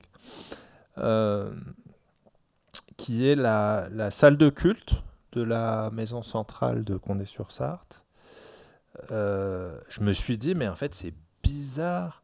J'ai vu cet endroit, mais pas comme ça. Et en fait, j'avais consulté, avant d'y aller, un reportage du Monde, sur le site internet du Monde. Ben, moi, je me documente beaucoup, en fait, tout le temps. Dès que je regarde tout ce que je peux dans les endroits qui concernent les endroits où je vais, avant d'y aller, parce que je trouve ça intéressant d'être informé. Et en fait, je vois cette image. Donc en fait, je vois ça, et puis en fait, j'avais vu ça, et je me dis, mais en fait, c'est bizarre, c'est pas la même chose. Et alors, la légende, je sais pas si vous pouvez la lire là, mais je vous la lis, elle dit, la salle de culte, sans aucun signe distinctif, pour les catholiques, les protestants, les musulmans, aucun détenu juif n'a pour le moment décidé d'y venir, des murs nus, comme l'ensemble de la prison, que ni les personnels ni les détenus n'ont pu encore s'approprier. Moi, je voyais assez clairement une chapelle catholique. C'est-à-dire que je trouve ça difficile de ne pas voir un signe trinitaire avec comme ça l'évocation d'une chapelle avec l'élévation vers le ciel, etc. Et le surveillant qui m'accompagne me dit, ouais, les musulmans ils viennent pas parce que l'imam est pas assez radical. Enfin, sous-entendu, il n'y a que des islamistes quoi ici et ils veulent pas venir là parce que l'imam officiel est pas assez radical et ça. Moi, je me dis, bon, moi, j'en sais rien, hein, moi, je sais pas, mais je me dis, peut-être aussi qu'ils se sentent pas très à l'aise dans un endroit qui est très marqué, comme ça, des signes d'une religion. Et donc, ça m'étonnait aussi, qu'un journal sérieux aussi déforme la réalité comme ça, aussi fortement, et puis en appuyant comme ça. Et puis bon, en même temps, j'étais un peu embêté parce que je savais pas très bien, je me dis, ouais, en même temps, là, t'interprètes beaucoup. Tu sais pas trop quoi ce qu'il en est. Les musulmans, j'ai pas vraiment parlé avec eux pour savoir si vraiment ça leur posait un problème ou quoi. Et donc voilà, disons de la même manière, voilà, je vais au laboratoire et puis je prends toutes les pièces du dossier et en fait je fais, si vous voulez, je fais comme un historien quoi. Je pose les pièces du dossier sur la table, mais sur la table de l'agrandisseur, et puis j'expérimente des trucs, quoi. Alors, est-ce que je vous ai mis des trucs? Ah ouais, non, je n'ai pas mis. Bon, c'est dommage. Bah, non, mais parce qu'il y avait plein d'étapes, mais ouais. J'ai pas voulu les mettre parce que je crois que mes expérimentations précédentes étaient trop mauvaises. Ah oui, bon. Alors, qu'est-ce que je vous montre là? Ouais. Il reste 5 minutes. Ok. Et ben, en 5 minutes, ce que je peux vous dire, c'est que, évidemment, l'architecture, c'est aussi du corps. Et que c'est un rapport au corps et à l'échelle 1. L'architecture, c'est de l'échelle 1, c'est un rapport au corps. Et ça, c'est une des premières images aussi que j'ai faites quand je suis allé en prison. Et c'est un type qui vient dans ma cellule comme ça, et puis il écarte les bras, et puis il voit que la cellule est totalement ajustée à l'échelle de son corps. C'est un truc absolument glaçant. Et puis j'avais une question comme ça depuis longtemps, c'était comment photographier une cellule. Et puis en repensant à ça, je sais, voilà, ce que j'ai trouvé très beau dans la collaboration avec cette femme, c'était, j'étais parti d'une certaine manière de l'idée de mesurer l'espace avec son corps, à se mesurer à l'espace, d'une certaine manière. Oui. Et j'avais l'impression qu'elle était allée jusqu'à se mesurer dans l'espace.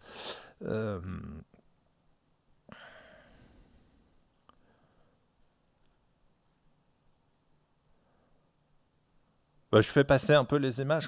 Ça, c'est Robert Badinter qui tient dans ses mains la maquette de la prison de Mozac, qui a été construite par l'architecte qui était architecte des clubs Méditerranée et qu'on avait appelé pour faire une prison, justement parce qu'il avait fait des clubs Méditerranée et parce qu'il voulait à l'époque faire une architecture qui soit tout le contraire de ce qui s'était fait avant, c'est-à-dire la séparation des prisonniers, mais plutôt un endroit dans lequel il y aurait une vie sociale.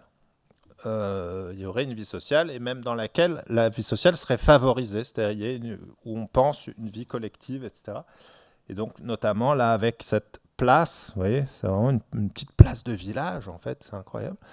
Donc, cette prison existe, hein, et continue de fonctionner, et moi, j'ignorais totalement ça avant de commencer ce travail, qu'il y avait eu des expérimentations de cet ordre-là, quoi.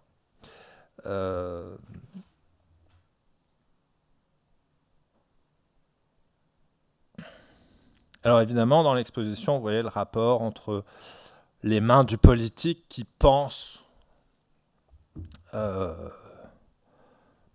aussi et qui organise la vie des êtres humains comme ça qu'on met en prison. Et bon, et peut-être, je vais peut-être finir là-dessus, et puis comme ça on va laisser la place aux questions, mais ça renvoie aussi au titre Nos prisons. Nos prisons, si je donne ce titre-là, c'est tout simplement avec, disons, premier niveau, le plus simple, mais je crois finalement le premier degré est parfois le plus important. C'est l'idée que c'est nos prisons en tant que citoyens et que c'est des prisons qui sont faites en notre nom. Et pensées finalement par des techniciens, etc., mais en notre nom. Et que peut-être on ferait bien de s'y intéresser et de savoir comment elles sont faites, qu'est-ce qu'on y fait, comment elles sont faites, plutôt que de détourner le regard.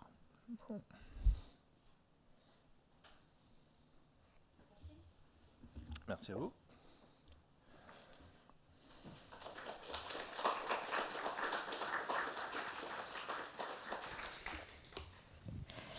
Alors, j'ai le micro. Est-ce que quelqu'un veut poser une question, un commentaire à faire? Oui. Elle est où la prison Elle est à Mozac, en Dordogne. Mozac, en Dordogne. Oui, je voulais savoir, est-ce que, parce que vous avez parlé du fait que vous faites beaucoup de documentation, Oui. que vous avez parlé à un architecte qui a fait une prison, que vous êtes documenté aussi, notamment avec Foucault, etc. Mm-hmm. Et je voulais savoir si les prisonniers et les prisonnières que vous avez rencontrés partagent ces opinions-là et ces points de vue-là que vous avez après une lourde documentation. Et sinon, comment vous faites pour pas que votre point de vue prenne le pas sur les projets que vous menez avec eux?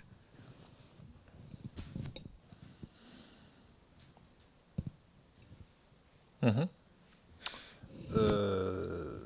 Déjà, moi, je sais pas si j'ai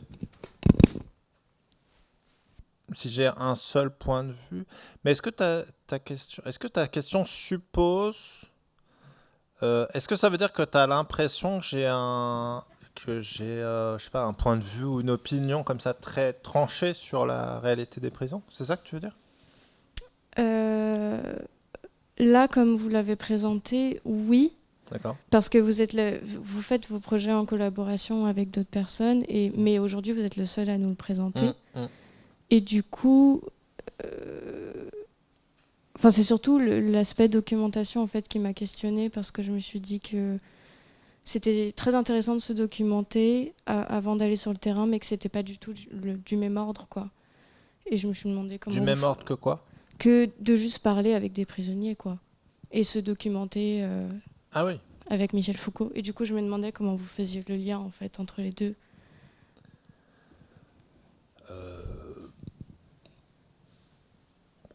Bah, moi, je sais pas, j'ai pas l'impression qu'il y ait besoin. Tu veux dire que d'une certaine manière. Ah oui, tu veux dire que pourrait y avoir une sorte de connaissance plus intuitive qui viendrait uniquement de la rencontre et du travail de terrain. C'est ça un peu Ouais, l'idée? ouais, Ouais.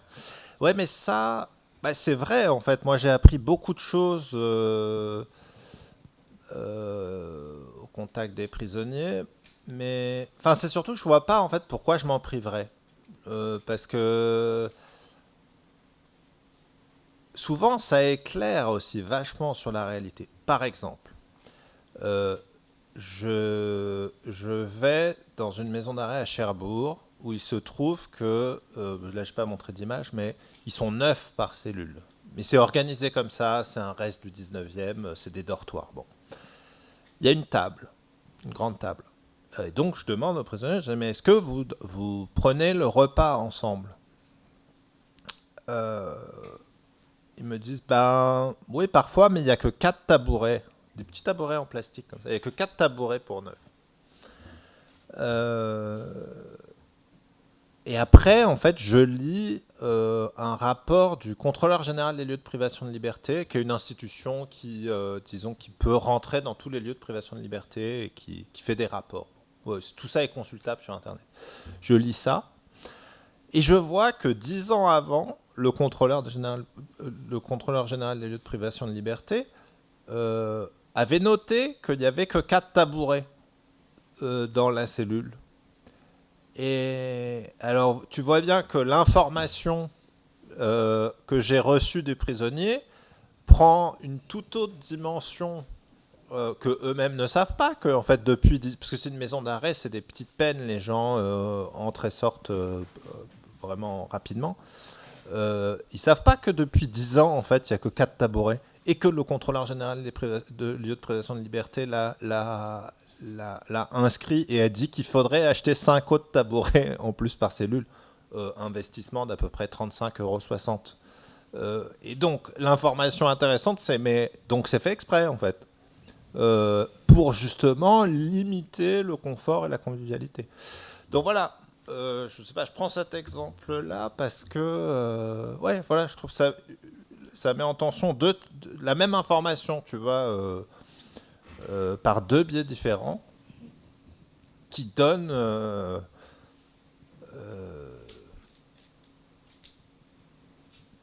un relief particulier, quoi. Peut-être qu'elle est intéressante cette question, je trouve. Mais bon, je vais arrêter. Moi, je me posais la question, est-ce que les photos, vous les signez vous-même ou vous les mettez en collaboration avec à chaque fois le prisonnier avec qui vous avez à travailler? Oui, bien sûr, je mentionne. À chaque fois, il y a les équipes, quoi. Oui, bien sûr. Oui, quand c'est le cas, quand il y a collaboration, parce qu'il y a aussi beaucoup. Là, j'ai beaucoup insisté sur cette dimension-là, mais c'est vrai qu'il y a aussi beaucoup d'images que j'ai faites tout seul. Par exemple, voilà.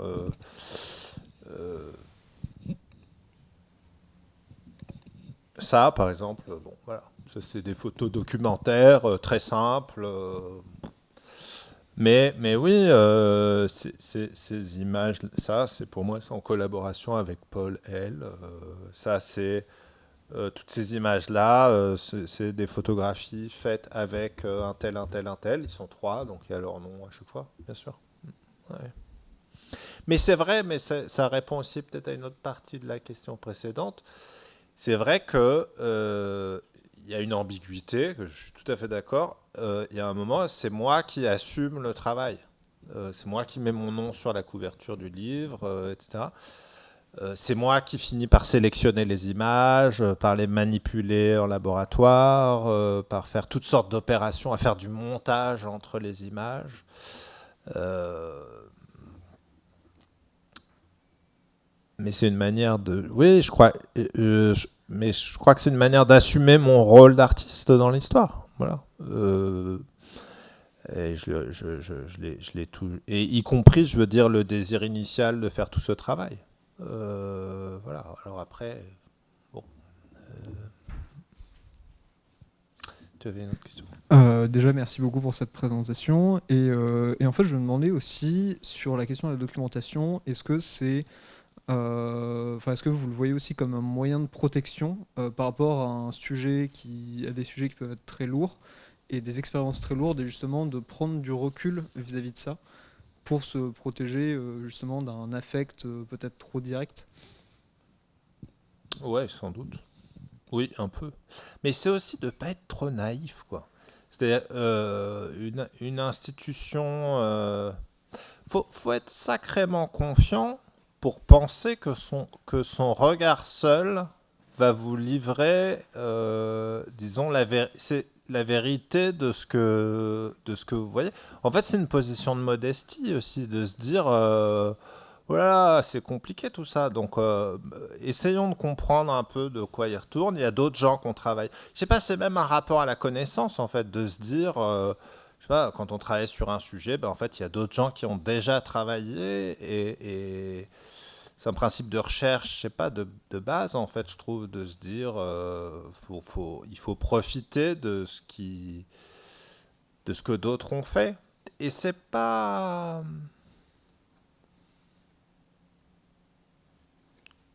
Enfin, moi, je le vis pas comme quelque chose d'encombrant, quoi.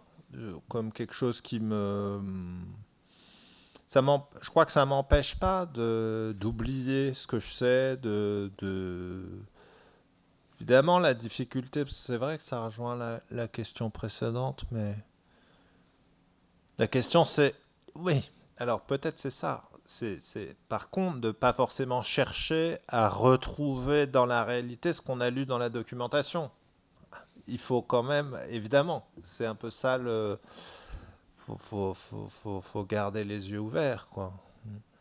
D'accord, oui, c'était aussi la deuxième question que je voulais poser. Est-ce que vous avez déjà pensé à faire finalement un peu de l'illustration de ces propos que vous avez, enfin, de ces propos, enfin, d'illustrer la documentation que vous pouviez avoir, ou je sais pas, lier une photo avec par exemple une citation de Foucault ou ce genre de choses, mais du coup, visiblement non. Non.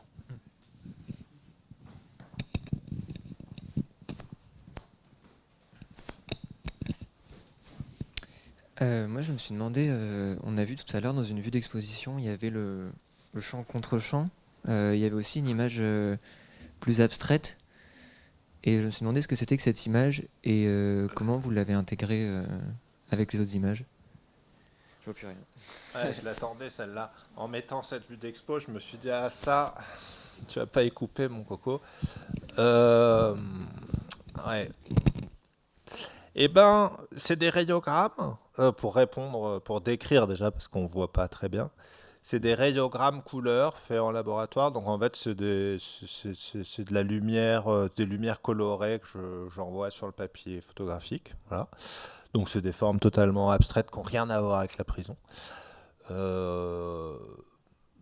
une pratique que j'ai depuis longtemps, comme une sorte de récréation, quand je m'ennuie, quand je sais plus quoi faire, et tout ça, je fais des trucs comme ça pour m'amuser. Euh, et, et en fait, quand j'ai fait ces deux socles là, ça, j'avais vraiment l'idée de mettre les deux images ensemble.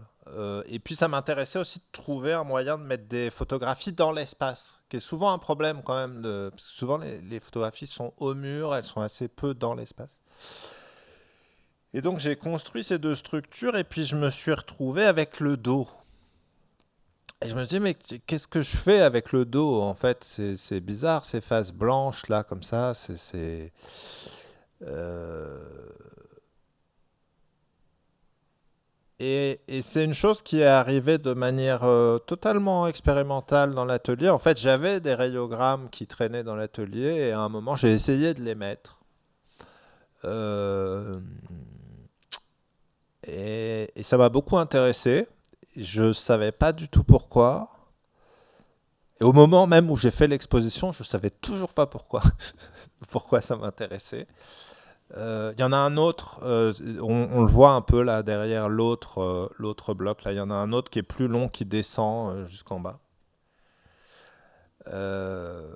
Et en fait, je crois que c'est un peu programmatique comme objet pour moi, dans le sens où bah, y a de la lumière et de la description, quoi. La photographie, c'est de la description, euh, donc voilà, ce qu'on voit dans l'image, et puis un phénomène lumineux. Voilà.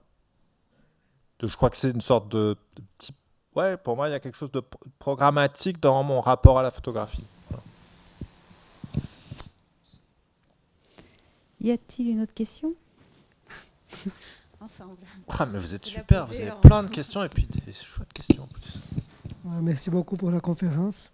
En fait, j'ai deux petites questions. La première, c'était si les photos noir et blanc, pourquoi vous avez choisi de mettre quelques photos en noir et blanc et d'autres en couleur? Et la deuxième question, c'est sur les titres de votre livre.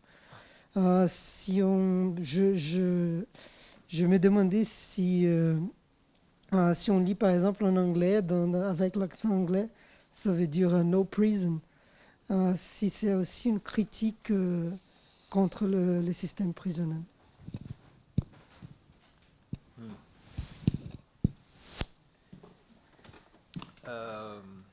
Alors je commence par la deuxième. Je commence par la deuxième question.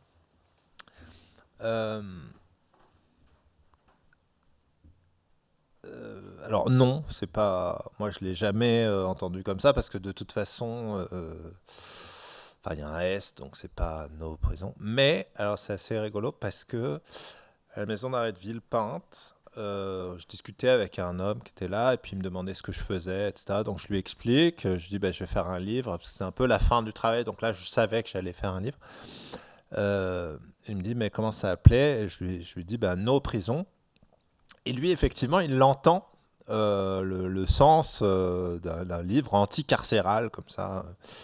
Donc je lui dis, non, c'est pas ça. Donc je lui explique mon truc.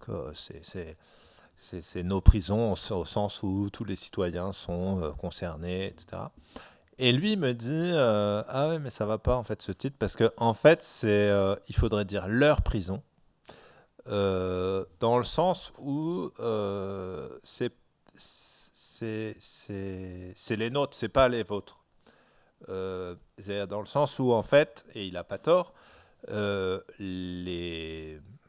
c'est à la fois vrai et pas vrai ce qu'il dit, mais au sens où c'est une certaine catégorie de la population qui va en prison. Et en particulier beaucoup des gens comme lui qui était un jeune mec de banlieue. Voilà. Disons massivement, c'est vrai. Que sociologiquement, disons, un lecteur. Enfin voilà, il considérait aussi que des gens comme lui, que ceux qui vont en prison ne seront pas non plus les lecteurs de mon livre. Enfin, tu vois, il y avait un truc comme ça. Donc la chose est un peu mise en question. En fait, c'est marrant ta question parce que elle apparaît dans le livre à travers ce récit. Voilà. Mais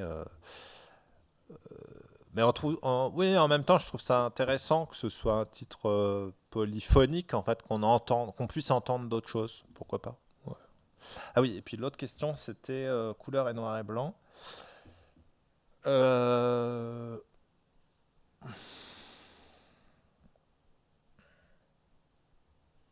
En fait, c'est principalement du noir et blanc quand même.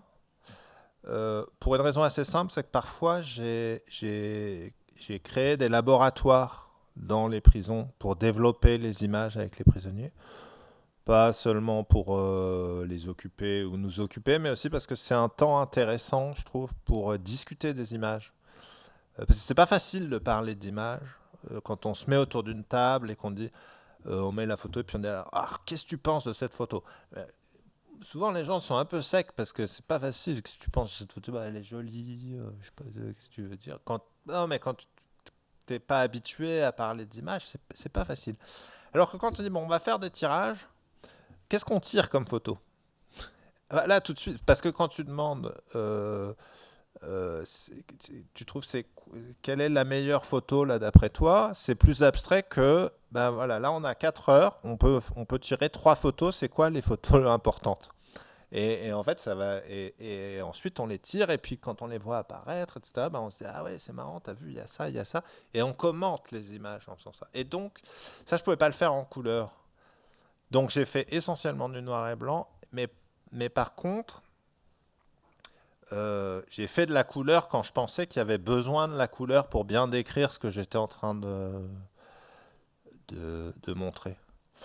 Je n'en ai pas parlé, mais il y a beaucoup de choses sur la couleur des murs, des peintures dans les prisons, etc. Il y a tout un jeu là-dessus dans le travail. Mais c'est une dimension qui est très présente dans l'ensemble de mon travail, la couleur et le noir et blanc. Et je sais pas, c'est 2 modes de travail différents en fait que j'aime beaucoup tous les deux. J'aime bien l'idée d'essayer de travailler avec l'ensemble des possibilités de la photographie. Et donc je trouve déjà c'est pas noir et blanc, parce qu'en fait noir et blanc ça n'existe pas, en fait c'est gris. Valeur de gris et couleur. Mais je sais pas, c'est comme un peintre qui fait du dessin et de la peinture, quoi. Pour moi, c'est exactement pareil. Exactement la même chose. Mais il n'y a pas de, je sais pas comment dire, il n'y a pas de symbolique en fait au-delà de ça, quoi. C'est des choix assez ponctuels en fait. Mais tu avais une question aussi?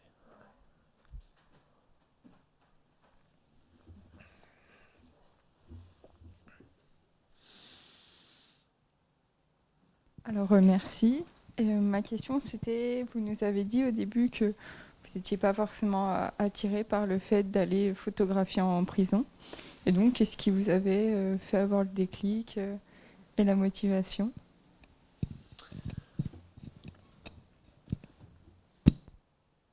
Eh bien, c'est quand j'ai visité la maison d'arrêt de Strasbourg, dans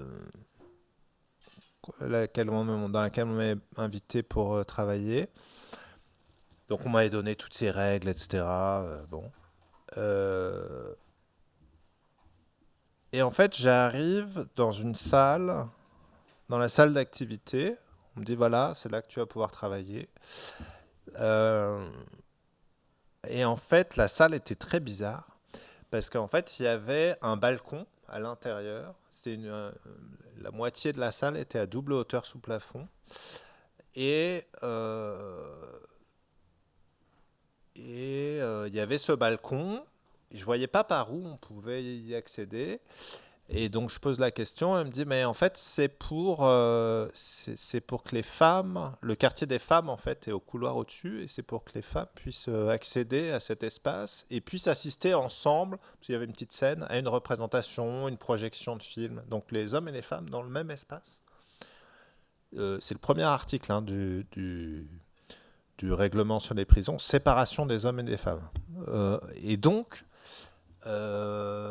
j'ai trouvé ça extraordinaire, et je me suis dit, alors évidemment le truc a jamais été utilisé, bon je vous passe le truc, mais et je me suis dit, mais comment ça a été pensé ce truc là, qui a dessiné ça, qui a décidé ça, et en fait personne ne sait me répondre, et en fait c'est en cherchant des réponses à cette question très ponctuelle de savoir pourquoi ce truc avait été construit, à quelle époque, etc., que j'ai mis la main dans un engrenage où j'ai commencé à m'intéresser à l'histoire de l'architecture carcérale et où en fait je me suis dit mais en fait la prison ça n'existe pas, il y a des prisons et donc mon problème photographique là de dire il y a une uniformité de représentation de la prison, il peut peut-être se résoudre avec le fait d'observer déjà des architectures. Déjà, d'un point de vue documentaire, ça sera potentiellement intéressant. Au pire, je ferai juste une histoire de l'architecture carcérale, mais ce sera déjà quelque chose.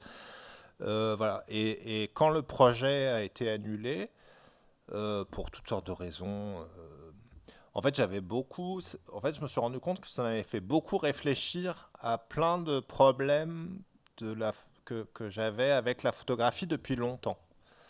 Et donc, je me suis dit à la fois que j'avais un programme documentaire qui était quand même intéressant, que j'avais peut-être quelque chose à faire là qui serait un peu différent de ce qui existait, mais aussi que ça me permettrait de relancer des questionnements dans ma pratique photographique. Voilà. C'est comme ça que c'est passé.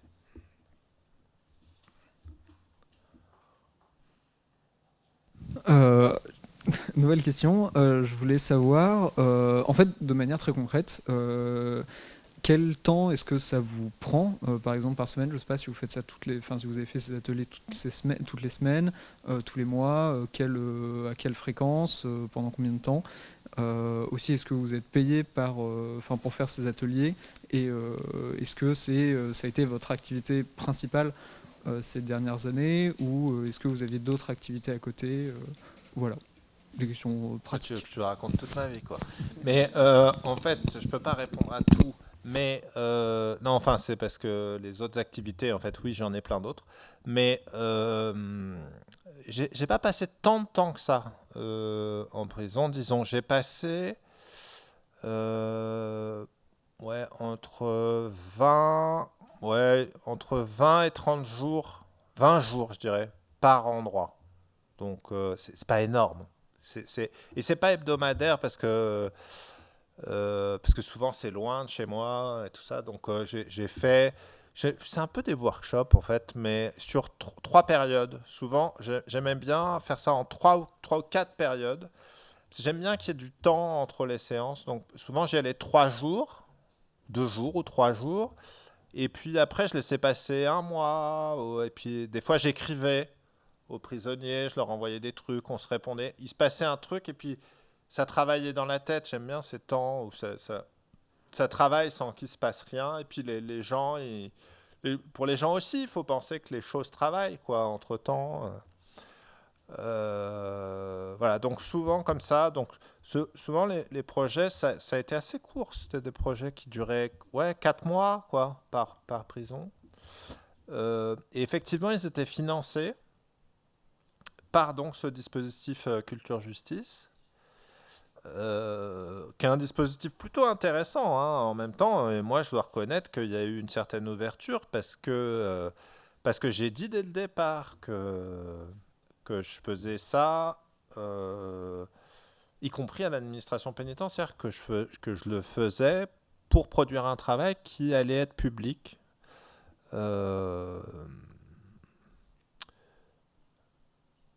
Et d'ailleurs, moi j'ai arrêté. J'ai passé... Oui, vas-y. Tu veux? Ouais, vas-y. Je voulais savoir aussi, là du coup vous parlez de culture et justice, est-ce que cette instance a eu un mot à dire sur votre travail? Est-ce qu'il y a eu, je sais pas, par exemple des formes de censure ou de « ah bah non ça, outre le fait de ne pas photographier les murs, les barreaux, etc. » Ouais, non, il y a plein de règlements et plein de choses à respecter, évidemment. Alors, le choix de travailler en pellicule, par exemple, pour moi, était très lié aussi à cette question de la censure. C'est-à-dire que ça diffère le moment de la censure. C'est-à-dire qu'en numérique, évidemment, c'est tout de suite le surveillant qui va être à la porte, qui va regarder les trucs rapidement entre deux trucs, qui va dire ça, hop, poubelle, poubelle, poubelle, poubelle. Alors qu'en pellicule, il faut développer, il y a du temps qui passe, et puis du coup, on prend rendez-vous avec quelqu'un qui est un peu plus gradé, et puis on peut discuter, etc. Bon. Donc c'est moins radical que le numérique. Mais là, je réponds pas à la question. Si, un peu. Bon, à vrai dire, j'ai eu très peu de censure.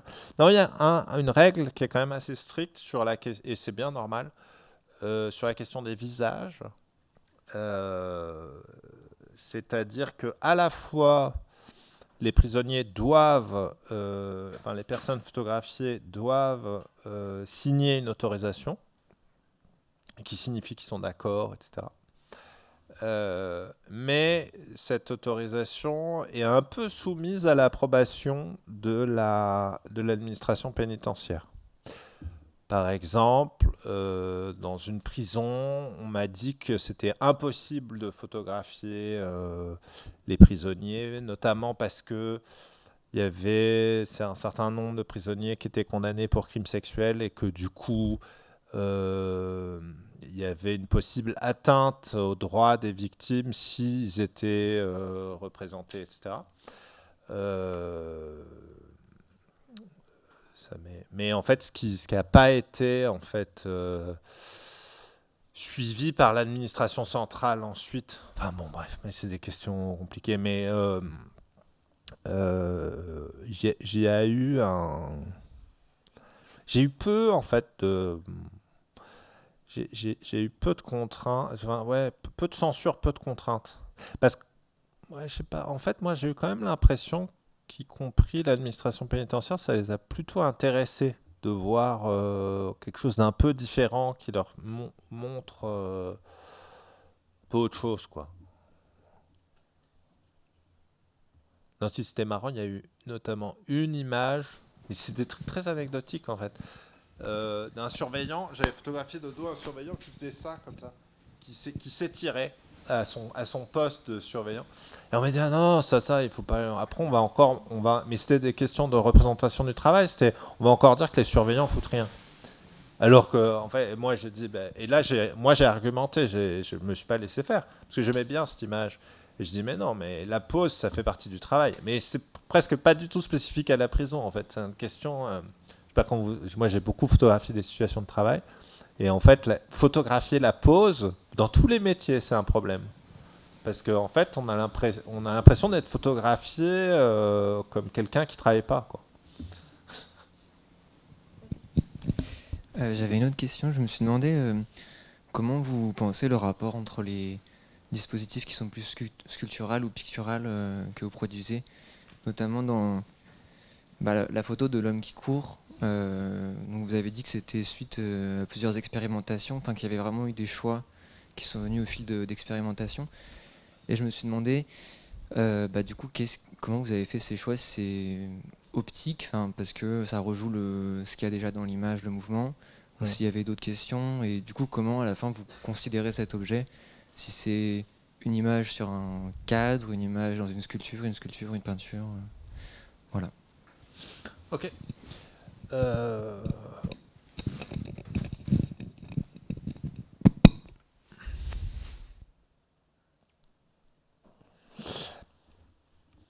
Déjà, pourquoi je fais ça je dirais le prétexte, ça a été ce que je vous disais tout à l'heure sur, disons, des alternatives à l'encadrement, etc. Bon. Mais en fait, c'est intéressant même en soi, en dehors du problème éthique et de ça, de se dire, en fait, on fait des cadres, mais en fait, est-ce qu'on ne pourrait pas faire autre chose? Je veux dire, formellement, c'est intéressant. Moi, c'est une question qui m'intéresse depuis longtemps. Comment on fait tenir une image au mur? Comment on fait tenir une image dans l'espace? C'est des questions, en fait, très concrètes. Et donc, évidemment, à partir du moment où on accepte de sortir de la forme convenue, conventionnelle, disons, qui a beaucoup d'avantages. Alors, ce qui est intéressant aussi, c'est que plus on fait des choses comme ça, plus on se rend compte que c'est vachement intelligent un cadre. Parce qu'il y a un verre qui protège, etc. Il y a plein de choses qui sont vachement bien en fait dans un cadre. Mais c'est rigolo de faire plein de détours pour s'en rendre compte. Mais et après, non, c'est très expérimental. Enfin, je veux dire, c'est très lié à... Oui, alors, pour répondre concrètement à ça, oui, bien sûr que c'est très lié au mouvement. Mais c'est presque... Moi, mon problème, j'ai presque un problème quand je le dis, parce que je trouve ça un peu bête, de se dire, oui, c'est le mec qui sort du cadre, tu vois, qui court et qui sort du cadre. Voilà. Je dois dire que je trouve que c'est vachement littéral, mais en même temps, c'est vrai qu'il y a quand même quelque chose comme ça.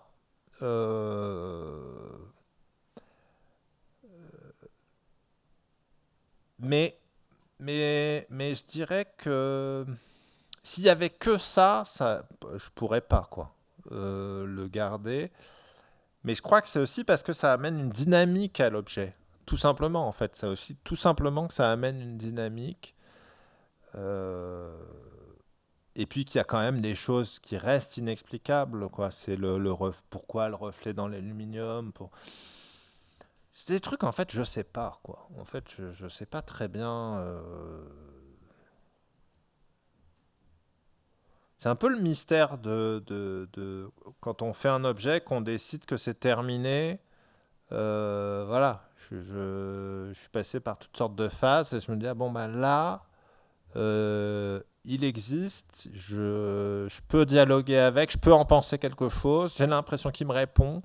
Enfin, c'est un objet, quoi. Mais je sais pas, il y a quelque chose qui reste mystérieux pour moi, en fait, aussi. Mais je sais pas.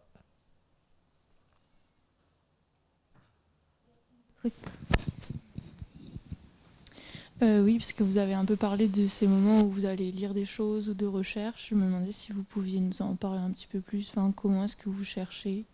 Est-ce que c'est des hasards ou non?